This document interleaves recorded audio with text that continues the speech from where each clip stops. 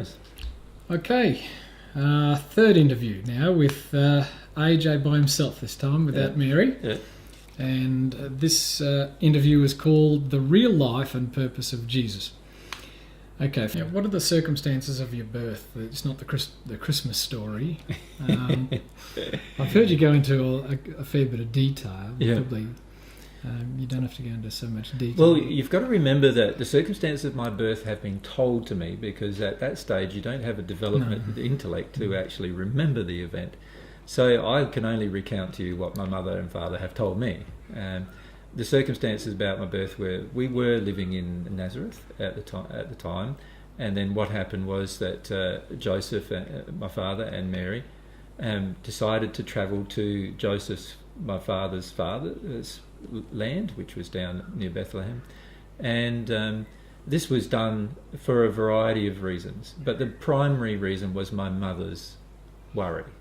My mother was worried because just around about the time period of that time in Nazareth, there was quite a lot of what you would call terrorism, or acts of violence, random acts of violence caused by people who were against Roman oppression, but they were also unfortunately themselves oppressing the common people. And in Nazareth we had a number of these events while my mother was pregnant, just before my birth. And my mother wanted to go somewhere safer. And somewhere safer was closer to the Roman garrison, which happened to be in Jerusalem.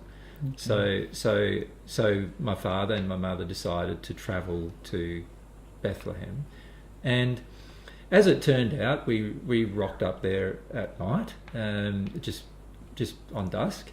And my father, back then, hospitality was never presumed upon. It was a terrible thing to presume upon it. Even if it was offered to you, you wouldn't presume that you should say yes to it.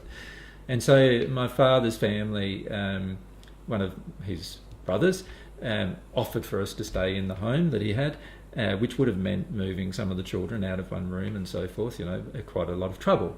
And so my father, feeling bad that he'd rocked up near evening, decided no, that would not be suitable under any circumstance. So we finished up staying in what the Bible now calls the manger, or what you would now in Australia call just the barn. The barn, a shed, where the cattle were kept or where the sheep were kept.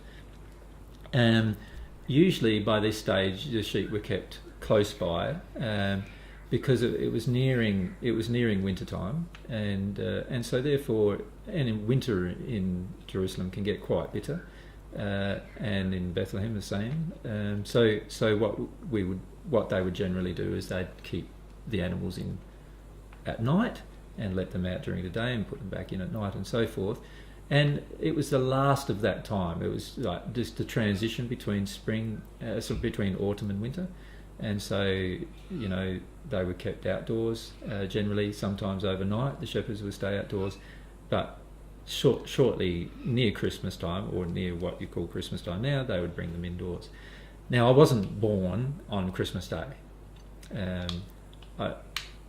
December the 25th happens to be, at the time, the shortest day of the year. So December the 25th was chosen because it was the time that the Romans worshipped the sun god.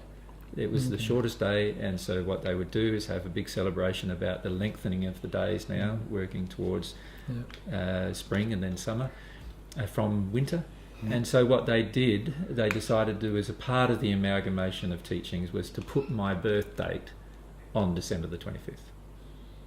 So I was not born on December the 25th. But you think it was, you don't really have an idea. You think I was born in the month of Tishrei, which is more like September, October, our time now. And I died in the month of Nisan, which is like anywhere between March and April, our time now. Remembering, of course, that we had lunar calendar, so not a solar calendar. And every 50th year we'd have a jubilee to catch up with the solar calendar. This was the way of the Jews. So to calculate it accurately in terms of my birthday is quite a complex mathematical calculation going back 2,000 years. Okay.